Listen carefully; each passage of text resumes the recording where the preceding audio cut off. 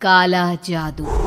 अपने बेटे ऋषु के माथे से टपकते हुए पसीने को देखकर सविता की हालत खराब हो गई। ऐसा आज पहली बार नहीं हुआ जब ऋषु नींद से घबरा कर जागा है। हाय मेरा बच्चा, न जाने किसकी नजर लग गई है तुझे। जब से मेरे बच्चे ने 10वीं के एग्जाम में स्कूल टॉप किया है तब से रोज बुरे बुरे सपने आने लगे हैं।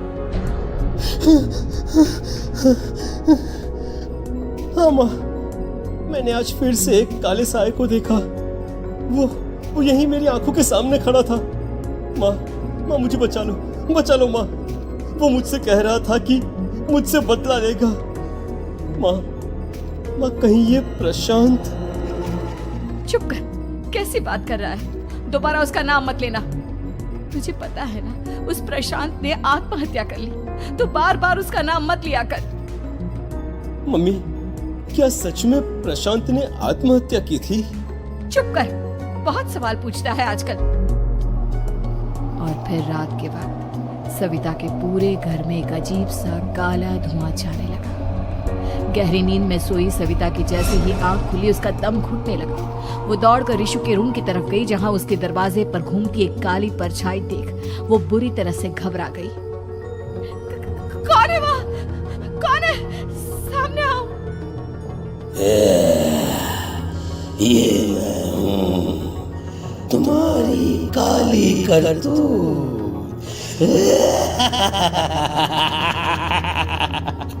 और अब मैं तुम्हारे बेटे को ले जाने आया हूँ। नहीं, मेरे बच्चे को छोड़ दो प्लीज। मेरे ऋषु को कुछ मत करना। वो परछाई ऋषु के कमरे में घुस जाती है। सविता भी उसके पीछे पीछे दौड़ कर जाती है और देखती है कि अब वो साया साफ नजर आ रहा था। वो सर से पैर तक खून में सना हुआ था और उसके शरीर के सारे अंग कटे फटे हैं। क्या चाहिए तुम्हें? तुम जो बोलोगे मैं करूंगी, लेकिन मेरे ऋषु को छोड़ दो। उस परछाई ने ऋषु को गर्दन से पकड़कर दीवार के सहारे हवा में उछाल दिया। ऋषु जोर जोर से चिल्लाने लगा। माँ बचाओ मुझे, बचा लो माँ। ये मुझे मार डालेगा। माँ मुझे बचा लो माँ। नहीं ऐसा मत करो। मुझे मार दो लेकिन मेरे बच्चे को छोड़ दो। मैं तुम्हारे आगे हाथ जोड़ती हूँ। वो परछाई ऋषु को जमीन पर गिरा देती है और अचानक वहां से गायब हो जाती है। ऋषु, मेरा बच्चा, तू ठीक तो है ना? कुछ बोल बेटा, क्या हुआ है तुझे? मैं ठीक हूँ माँ। क्या हुआ था यहाँ पर? कुछ नहीं बेटा, कुछ नहीं। तू परेशान मत हो। हम कल ही गांव के बाहर जो तांत्रिक महाराज रहते हैं उनके पास चलेंगे। ठीक है माँ, हम जल्द ही उनके पास चलेंगे। मुझे बहुत डर लग रहा है माँ। ये बार बार मुझे डरावने सपने आना, ये सब हमारे साथ क्यों हो रहा है माँ? अगले दिन सविता अपने बेटे ऋषु को लेकर गांव के बाहर तांत्रिक के पास जाती है। जिस जगह पर तांत्रिक रहा करता था वो जगह बहुत डरावनी थी। चारों तरफ कंकाल और खूब भूतियां नजर आ रही थी। गांव से दूर वीराने में उस जगह पर जोर से आंधी चल रही थी। ऋषु ने डर कर अपनी माँ का हाथ पकड़ लिया। माँ मुझे बहुत डर लग रहा है। ये कैसी जगह है? देख बेटा, हमारे साथ जो कुछ भी हो रहा है उसका इलाज सिर्फ और सिर्फ ये तांत्रिक महाराज ही बता सकते हैं। अब यही है जो हमें प्रॉब्लम से बाहर निकाल सकते हैं। जैसे ही सविता और ऋषु तांत्रिक की झोपड़ी के अंदर पहुंचे, वहां का नजारा देखकर उनकी आंखें फटी की फटी रह गई। तांत्रिक की झोपड़ी के अंदर कई सारे लोग अपनी गर्दन घुमा घुमा कर जोर जोर से चीख रहे थे। कौन हो तुम और यहाँ क्यों आई हो? महाराज, मेरे बेटे को कुछ दिनों से एक डरावनी काली परछाई नजर आती है और कल रात उसने मेरे बेटे पर हमला भी कर दिया।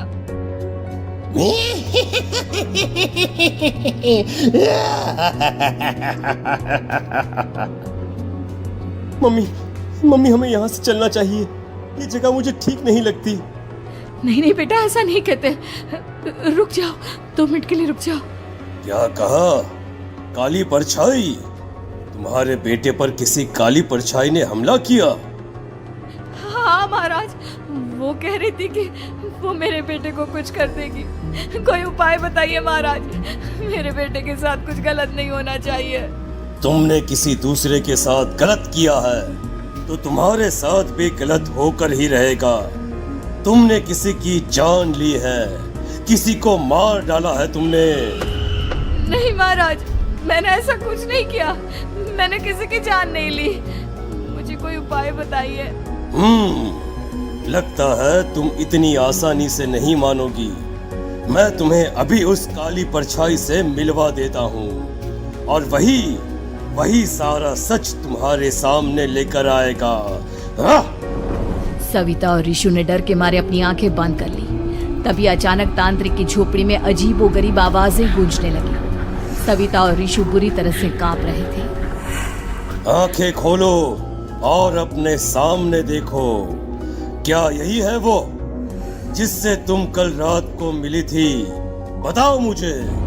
हाँ, इसने कल रात मेरे बेटे के ऊपर हमला किया था। ये उसी लड़के की भटकती हुई आत्मा है जिसे कुछ दिन पहले तुमने मार डाला था। मम्मी ये महाराज क्या कह रहे हैं?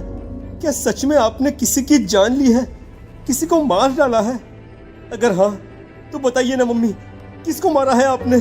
किसको? तुम्हारी माँ इतनी आसानी से सच नहीं बताएगी बेटा। इसने एक बच्चे की जान ली है। कहीं उसका नाम प्रशांत तो नहीं महाराज? वो मेरा दोस्त है, मेरा पड़ोसी है। सही पहचाना। देखा सविता, तुम्हारा खुद का बेटा भी जानता है कि तुमने किसी के प्राणों की बलि चढ़ा दी और इसीलिए अब उसकी बुरी आत्मा तुम्हारे घर में भटकती है। मुझे माफ कर दीजिए महाराज, मुझसे बहुत बड़ी गलती हो गई। प्रशांत हमारे पड़ोसी का बेटा था। हर बार उसके नंबर मेरे बेटे से ज्यादा आते थे और इसलिए मैंने उसके कमरे के बाहर काला जादू किया था, पर मुझे नहीं पता था कि वो मर जाएगा। तुम्हारे उसी काले जादू वाली गुड़िया के अंदर एक बुरी आत्मा थी जिसने उस बच्चे के दिमाग पर बुरा असर कर दिया और उसी की वजह से उस लड़के ने अपनी बालकनी से कूदकर आत्महत्या कर ली।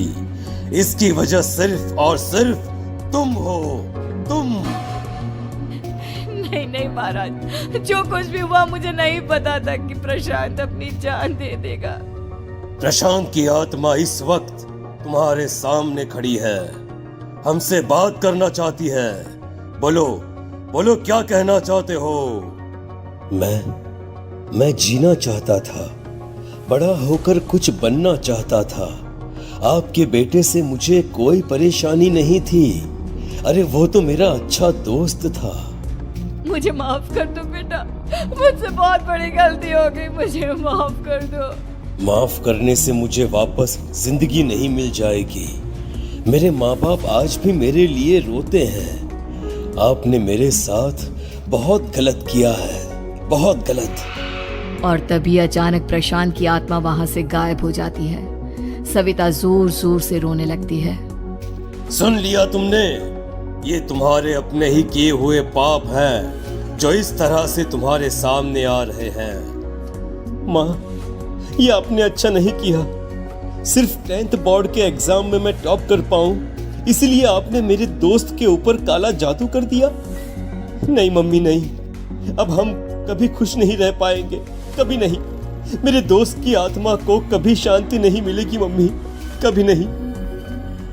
लेकिन मैंने जो कुछ भी किया सिर्फ तुम्हारे लिए किया। वो लड़का हमेशा फर्स्ट पोजीशन पर आ जाता था और इस वजह से हमेशा तुम्हारे मार्क्स कम पड़ते थे। मैंने तो सिर्फ उस पर एक छोटा सा काला जादू किया था बेटा। मुझे क्या पता था कि उसका ये नतीजा निकलेगा। जिस गुड़िया को तुमने उस लड़के के कमरे के दरवाजे पर लगाया था, दरअसल उसके अंदर एक बुरी आत्मा का प्रवेश हो गया था, जैसा कि अक्सर काला जादू करते समय हो जाता है। मुझे अपनी गलती का एहसास हो गया है। मैं प्रायश्चित करना चाहती हूँ, आप बताइए मैं क्या करूँ? प्रशांत के घर जाकर उस काली गुड़िया को वहां से निकालकर यहाँ लेकर आओ। मैं उसे आग में जलाकर राख कर दूंगा और उसके बाद प्रशांत की आत्मा को हमेशा के लिए मुक्ति मिल जाएगी। अगली रात सविता चुपचाप अपने पड़ोसी प्रशांत के घर जाती है। प्रशांत के माँ बाप प्रशांत की मौत के बाद उस घर को छोड़कर हमेशा के लिए वहां से चले गए थे। जैसे ही सविता उस घर के अंदर कदम रखती है, उसका सामना अजीबोगरीब हैवानियत से भरी आवाजों से होने लगता है। ऐसा लग रहा था जैसे कोई बुरी तरह से चीख रहा हो।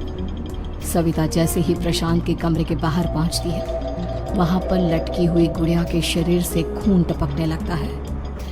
ये क्या हो रहा है? इस गुड़िया के शरीर से खून क्यों टपक रहा है? सविता हिम्मत करते हुए उस गुड़िया को वहां से उतारने की कोशिश करती है, लेकिन तभी अचानक से बहुत भयानक दिखने वाली औरत उसकी आंखों के सामने आकर खड़ी हो जाती है।